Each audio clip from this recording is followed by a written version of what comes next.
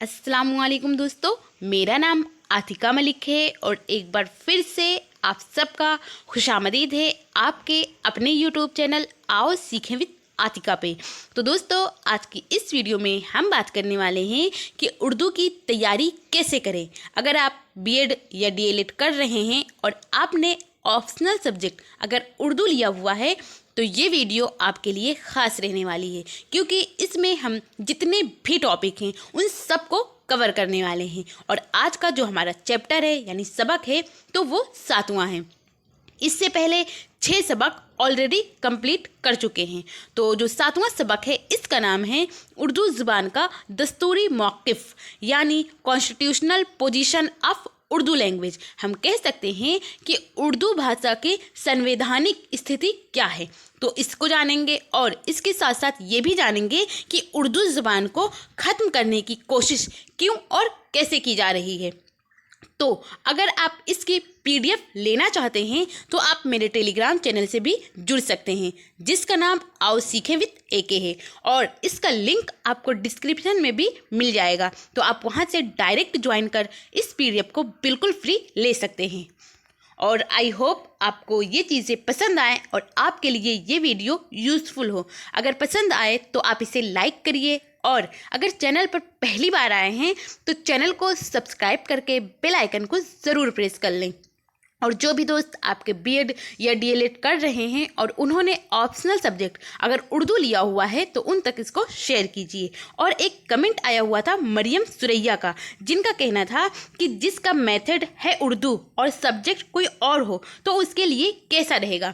तो मैं आपको बता दूं कि आप किसी भी यूनिवर्सिटी या किसी भी स्टेट से बीएड या डीएलएड कर रहे हैं और आपने ऑप्शनल सब्जेक्ट अगर उर्दू लिया हुआ है या मेथड लिया हुआ है उर्दू, तो इसके लिए आप अपने यूनिवर्सिटी या अपने स्टेट का सिलेबस देखिए और उस सिलेबस के अकॉर्डिंग जो जो टॉपिक आपके सिलेबस में दिया गया है उन टॉपिक को यहाँ से तैयार करिए। और अगर आपके पास उस यूनिवर्सिटी का प्रीवियस ईयर क्वेश्चन पेपर हो तो आप मेरे इंस्टाग्राम पर भी उसे भेज सकते हैं। इंशाल्लाह मैं कोशिश करूँगी कि मैं उन्हें सॉल्व कराऊँ। और जैसा कि कुछ प्रीवियस ईयर क्वेश्चन पेपर आप लोगों ने हमें भेजा भी है, तो मैंने जब आपसे बात की और ये जानना चाहा कि ये पेपर कब होने हैं, तो हमें पता ये चला कि जो आपका एग्ज़ाम है वो तो मई तक होना है। तो इस वजह से मैंने जो आपने प्रीवियस ईयर क्वेश्चन पेपर भेजा था हमें, तो उसको सॉल्व नहीं कराया, बल्कि जितने भी टॉपिक हों पहले मैं सोच रही हूँ कि उनको करा दूँ, फिर उसके बाद जो चीज़ें रह जाएँ, जो चीज़ें छूट जाएँ,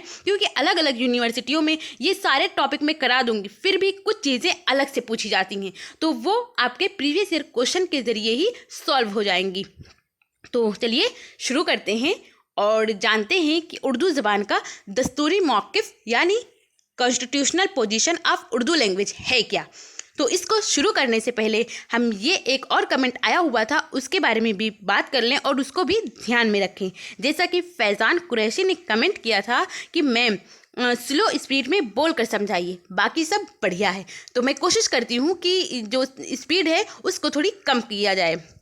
और इसके साथ इन्होंने ये भी कहा था कि इसकी प्लेलिस्ट बना दीजिए। तो मैं आपको बता दूं कि इसकी प्लेलिस्ट ऑलरेडी बनी हुई है, तो जिसका नाम ये है कि all topics of Urdu for BEd and DElEd. तो आप चेक कर सकते हैं और सारे जितने भी मैं इस सीरीज़ की जो वीडियो बना रही हूँ, जितने भी चैप्टर हैं उन सबको एक जगह एक प्लेलिस्ट में कर दूँगी, तो आप वहाँ से बड़े आसानी से देख सकते हैं। तो शुरू करते हैं। तो आप इसमें लिख सकते हैं कि उर्दू ज़बान की मौजूदा दस्तूरी हैसियत जमहूरिया हिंद के दस्तूर में 8वें फ़हरिस्त बंद की रो से एक मुल्की ज़बान की है, जिसके माने ये हैं कि नंबर 1 पर आता है दफ़ा 120। तो इसके तहत पार्लियामेंट में मादरी ज़बान उर्दू में तकरीर की इजाज़त है। दूसरा आता है दफ़ा 220। तो इसके तहत है कि रियासती कानून साज असेंबली कहते हैं विधानसभा को, में तकरीर की इजाज़त है उर्दू ज़बान में। और फिर तीसरा आता है कि दफ़ा 345। तो इसके तहत रियासती कानून साज असेंबली कानून बनाकर उर्दू को भी अपनी रियासत, अपने स्टेट कहते हैं, रियासत कहते हैं स्टेट में सरकारी ज़बान की हैसियत दे सकती है। اور اس کے بعد آتا ہے چوتھے نمبر پر دفعہ 347. تو اس کے تحت ہے عوام کے اس مطالبہ پر کسی ریاست میں اردو کو بھی سرکاری زبان کا مرتبہ دیا جائے تو صدر جمہوریہ ہند یعنی جو پریزیڈنٹ ہیں، جو راشٹرپتی ہیں، ان کے ذریعہ یہ اختیار ہے کہ پوری ریاست میں یا اس کے کسی حصے میں اسے نافذ کر دے، یعنی اسے لاگو کر دے، بشرطے یہ کہ صدر جمہوریہ اس مطالبہ کو حق بجانب ہونے پر مطمئن ہوں. اور اس کے بعد پانچواں آتا ہے دفعہ 350. تو اس کے تحت ہے کہ اپنی کسی شکایت کو رفع کرنے کے لیے متعلقہ افسران کے سامنے اردو میں درخواست پیش کرنے کی اجازت ہے. اور اس کے بعد چھٹا آتا ہے دفعہ 350 الف. تو اس کے تحت ہے کہ اردو بولنے والی لسانی اقلیت کو اردو میں درخواست پیش کرنے کی اجازت ہے. اور پھر دفعہ 350 الف اس کے تحت لسانی اقلیتوں کے مسائل کو سلجھانے اور ان کے تحفظ کے لیے صدر جمہوریہ ہند ایک خاص عہدیدار تقرر کرتا ہے اور اس کی رپورٹ کو پارلیمنٹ یا متعلقہ ریاستوں کو بھیجتا ہے. اس کے علاوہ دستور کی دفعہ 29 اور 30 میں جہاں اقلیتوں کے مفاد کے تحفظ اور ان کے ثقافتی کہتے ہیں کلچر کو، یعنی سنسکرت کو، اور تعلیمی حقوق کا ذکر کیا گیا ہے. اس بات کی ضمانت بھی موجود ہے کہ کسی بھی لسانی اقلیت کو اپنی زبان کی بقا اور ترقی کہتے ہیں سروائیول اینڈ ڈیولپمنٹ کو، یعنی آستت اور وکاس کو کے لیے تعلیمی ادارے قائم کرنے، ان کو چلانے اور مالی امداد حاصل کرنے کی اجازت ہوگی. خود اتر پردیش میں جہاں اردو پلی بڑی اور پروان چڑھی، جہاں اس کو سب سے زیادہ ترقی ملی، ہم کہہ سکتے ہیں جہاں کے اسکولوں میں آزادی سے قبل، یعنی جب ہمارا دیش آزاد نہیں ہوا تھا اس سے پہلے اردو کی تعلیم کا مناسب انتظام تھا، راتوں رات اسے اسکول، کالجوں، دفتروں اور عدالتوں سے ہٹا دیا گیا. ان حالات میں انجمن ترقی اردو ہند کے صدر یعنی president of Urdu Hind development ایسوسی ایشن کے صدر پریزیڈنٹ جو تھے جن کا نام تھا ڈاکٹر ذاکر حسین، اور یو پی یونٹ کے صدر کرشن پرساد کول نے 10,000 والدین کے دستخط کے ساتھ یو پی کے وزیر تعلیم کہتے ہیں شکشا منتری کو، جو سمپورنانند تھے، سے ملاقات کی. لیکن جب کچھ حاصل نہیں ہوا تو ان لوگوں نے دستور کی دفعہ 347 کے تحت اردو کے حق کے لیے ایک دستوری لڑائی لڑنے کا فیصلہ کیا. لیکن وہ لڑائی لڑے اور لیکن اسے ان لوگوں کو حاصل کچھ نہیں ہوا، یعنی جو اردو زبان ہے اس کی کوئی ترقی نہ ہو سکی.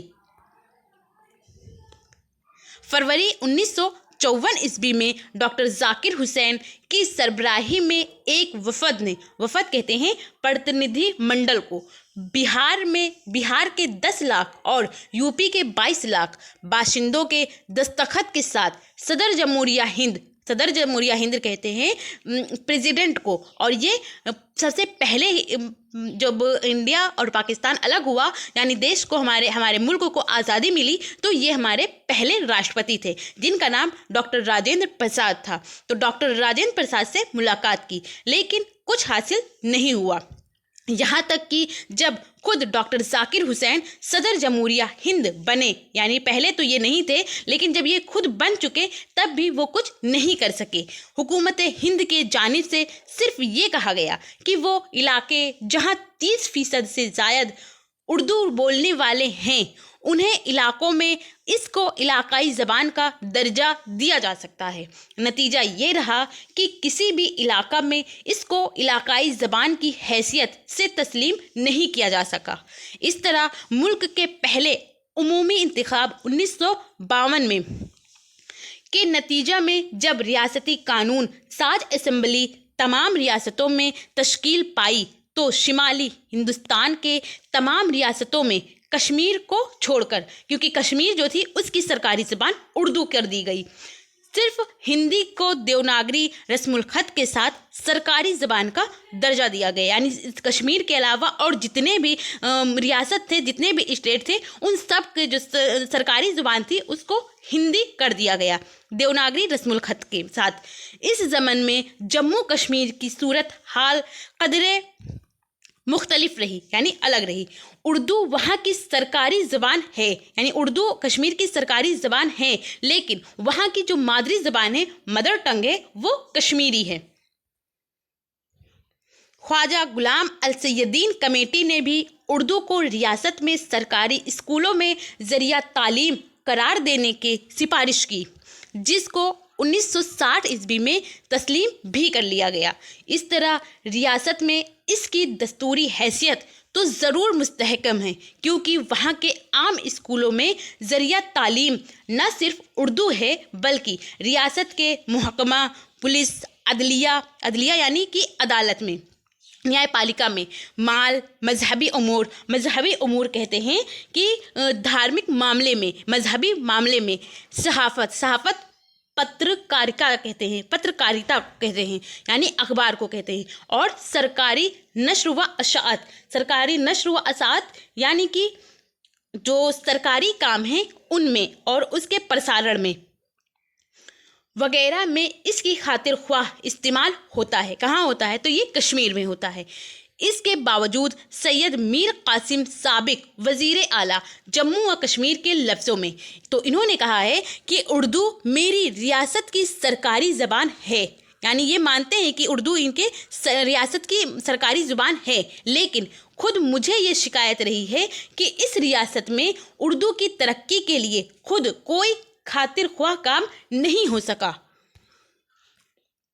अब हम बात करते हैं उर्दू ज़ुबान को ख़त्म करने की कोशिश। तो ये कैसे की गई? क्योंकि उर्दू जो है ये जब मुगलिया सल्तनत था, यानी मुगलिया दरबार था, उस टाइम में उर्दू ज़बान का ही इस्तेमाल होता था, उर्दू और फ़ारसी का। और फिर उसके बाद 1800 ईस्वी में जब फोर्ट विलियम कॉलेज का क़याम हुआ, की तामीर की गई, तो उसमें जो ज़बान इस्तेमाल होती थी, यानी इल्म जो हासिल करते थे, उसकी ज़बान उर्दू थी।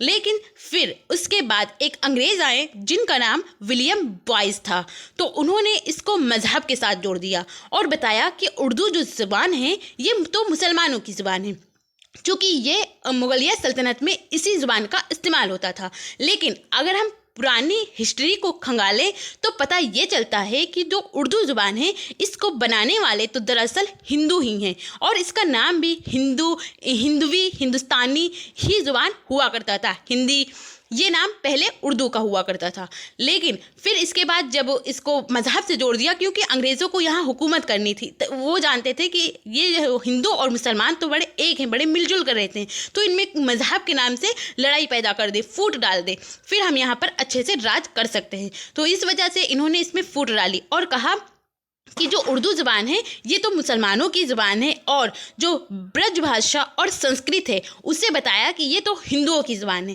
तो इस तरह इसकी फूट डाली गई और इसको फिर धीरे धीरे करके ख़त्म करने की भी कोशिश की गई। तो शऊरी तौर पर, और जो उर्दू ज़बान है इसको जब हिंदुस्तान और पाकिस्तान अलग हुए तो पाकिस्तान की इसको कौमी ज़ुबान भी करार दिया गया, तो वहाँ की उर्दू ज़बान ही कौमी ज़ुबान है। तो इस वजह से और ज़्यादा नफ़रत फैल गई कि ये तो हमारे मुल्क, जो हमारे दुश्मन मुल्क हम कहते हैं जिन्हें, तो वहाँ की ये उर्दू ज़ुबान ही कौमी ज़बान है। तो इस वजह से इसको और कम करने की और ख़त्म करने की कोशिश की गई।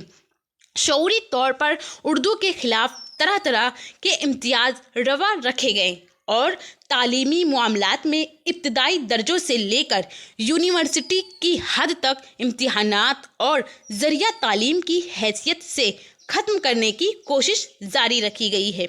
हत्ता कि उस्मानिया यूनिवर्सिटी ये वही है जहाँ पर जो मौलवी अब्दुल हक थे, तो यही कॉलेज से के एक स्टूडेंट ने ही उनको ये लक़ब दिया था बाबाए उर्दू, यानी फादर ऑफ उर्दू। तो ये उस्मानिया यूनिवर्सिटी हैदराबाद, जहाँ आज़ादी से कबल, यानी जब हमारा देश आज़ाद नहीं हुआ था उससे पहले आला दर्जा तक, यानी ऊंचे क्लासों तक नेज़ साइंसी व तकनीकी उलूम, यानी विज्ञान की और जो तकनीकी की तालीम होती थी, जो शिक्षा होती थी, उसकी ज़ुबान जो थी वो उर्दू ज़ुबान की बहैसियत ज़रिया तालीम मुकम्मल इंतज़ाम था। तो उसकी हैसियत को भी ख़त्म कर दिया गया। यानी जो उस्मानिया यूनिवर्सिटी जहां आज़ादी से पहले जो किताबें हुआ करती थी, सिर्फ उर्दू की नहीं बल्कि साइंस की और तकनीकी विज्ञान की, इन सब की ज़ुबान जो थी वो उर्दू ज़ुबान ही हुआ करती थी। तो वहाँ से भी इसको हटा दिया गया, ख़त्म कर दिया गया। अब अगर आप देखेंगे तो जो साइंस की किताबें होती हैं उनका जो लैंग्वेज होता है वो इंग्लिश होता है या फिर हिंदी होता है। उसकी ज़ुबान उर्दू को धीरे धीरे हर जगह से ख़त्म कर दिया गया है। उर्दू का ताल्लुक चूँकि किसी मखसूस इलाका या रियासत से नहीं है, इस वजह से इसकी तरक्की की जिम्मेदारी मरकज़ी हुकूमत पर आयद है। सन 1956 ईस्वी में उर्दू की इस किस्मप्रेसी के आलम में अंजुमन तरक्की उर्दू हिंद की बिहार शाख ने सदर जमहूरिया हिंद को, ये अब दिख रहा होगा, को एक मेमोरेंडम के ज़रिया, मेमोरेंडम कहते हैं ज्ञापन को, तो ज्ञापन के ज़रिया दरख्वास्त की कि उर्दू को दस्तूर हिंद की दफ़ा 347 के तहत इलाकाई ज़ुबान की हैसियत दी जाए, लेकिन इस पर कोई सुनवाई नहीं हुई।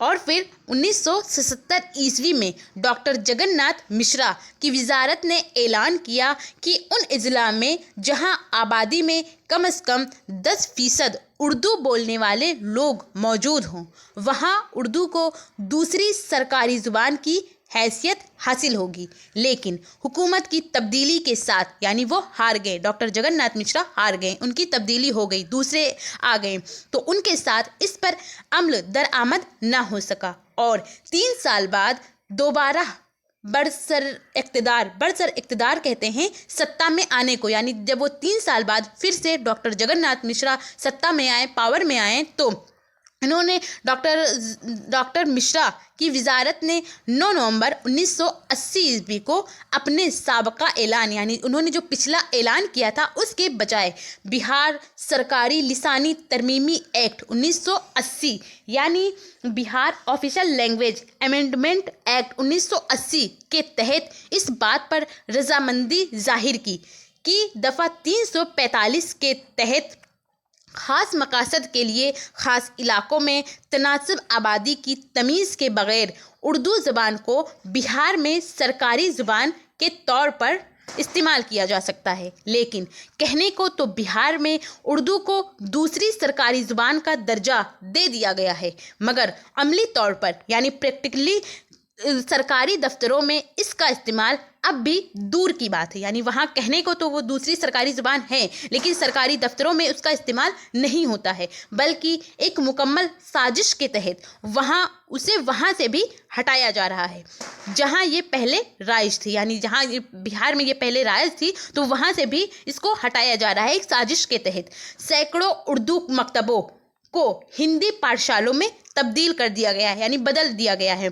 बिहार टेक्स्ट बुक कमेटी ने उर्दू ज़बान में मुख्तलिफ दर्जों के लिए साइंस, समाजी उलूम वगैरह की किताबें उर्दू में शाया करनी बंद कर दी है। यानी जो पहले शाया होती थी साइंस, विज्ञान की और समाज की जो किताबें हुआ करती थी, जो शाया हुआ करती थी उर्दू ज़ुबान में, तो उसको बंद करके अब इन किताबों को अंग्रेज़ी और हिंदी में शाया किया जा रहा है। ये बिहार टेक्स्ट बुक कमेटी ने भी ये करना बंद कर दिया है, उर्दू ज़ुबान में उसको शाया करना, उसको छापना।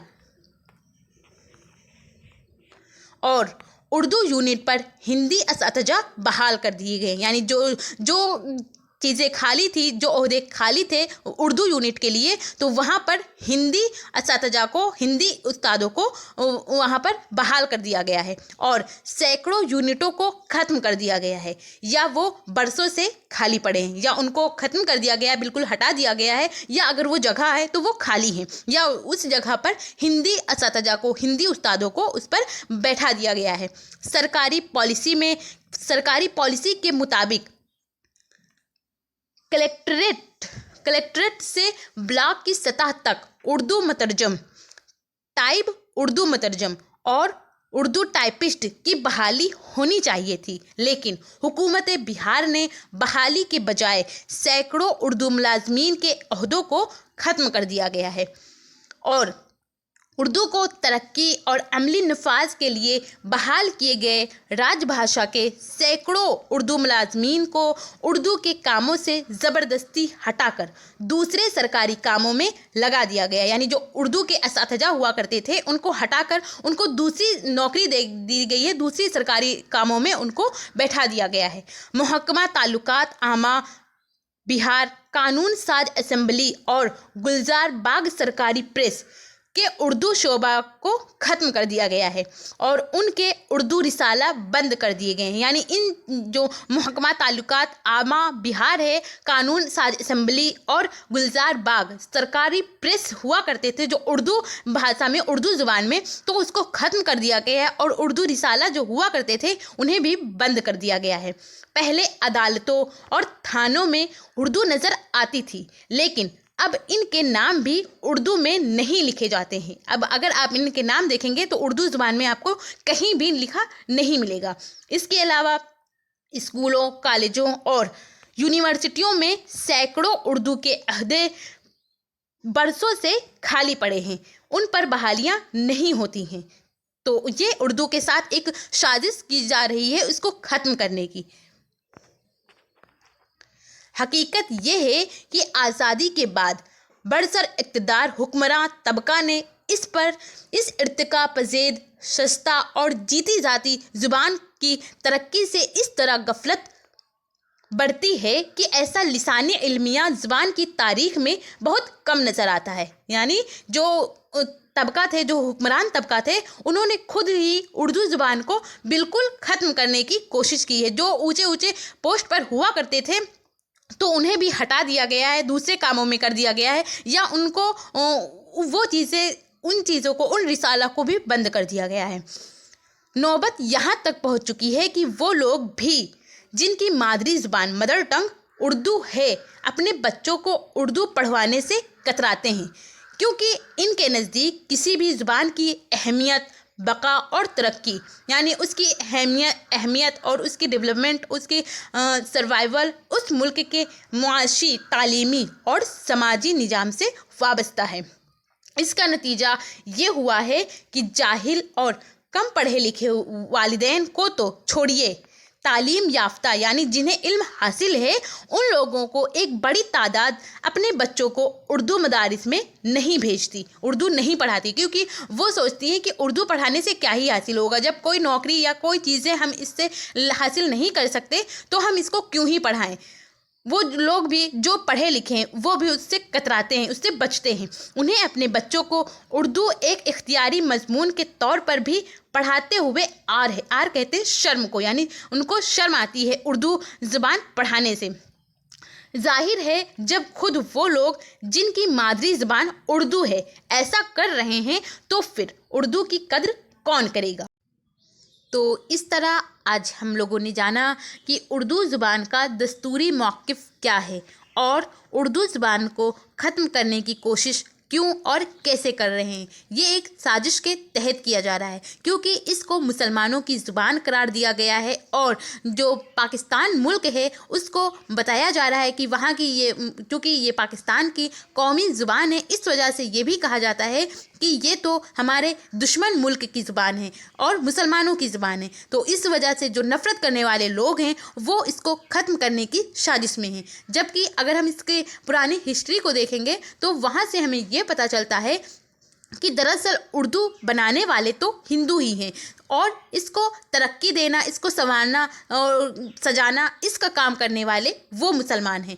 बल्कि ये तो उर्दू ज़ुबान हिंदी, हिंदवी और हिंदुस्तानी नाम से पहले इसको जाना जाता था, लेकिन अब इसको एक साजिश के तहत ख़त्म करने की कोशिश में लगे हुए हैं लोग जो नफ़रत करते हैं, हिंदू मुसलमान को कौमी एकता नहीं चाहते हैं, जो हिंदू मुसलमान करते हैं, जो मज़हब के नाम पर नफ़रत फैलाते हैं, तो वो लोग इसको ख़त्म करने की साजिश करते हैं। और अगर आप इसकी PDF लेना चाहते हैं तो आप मेरे टेलीग्राम चैनल से भी जुड़ सकते हैं, जिसका नाम आओ सीखे विद AK है और इसका लिंक आपको डिस्क्रिप्शन में भी मिल जाएगा। आप वहां से डायरेक्ट ज्वाइन कर इस PDF को बिल्कुल फ्री ले सकते हैं। आई होप आपको ये चीज़ें पसंद आई हो और आपके लिए ये वीडियो यूज़फुल हो। अगर पसंद आई हो तो आप इसे लाइक करिए और अगर चैनल पर पहली बार आए हैं तो चैनल को सब्सक्राइब करके बेल आइकन को ज़रूर प्रेस कर लें। और जो भी दोस्त आपके बीएड या डीएलएड कर रहे हैं और उन्होंने ऑप्शनल सब्जेक्ट अगर उर्दू लिया हुआ है तो उन तक इसको शेयर कीजिए। वो किसी भी यूनिवर्सिटी किसी भी स्टेट से कर रहे हों, फिर भी वो अपने सिलेबस के अकॉर्डिंग देखें कि उनके सिलेबस में कौन कौन से टॉपिक दिए हुए हैं, तो उन टॉपिक को यहाँ से कवर कर लें, अच्छे से तैयार कर लें। और आपको ये वीडियो कैसी लगी, अपना फीडबैक हमें कमेंट के ज़रिए ज़रूर बताइए। Thank you. हमेशा खुश रहिए।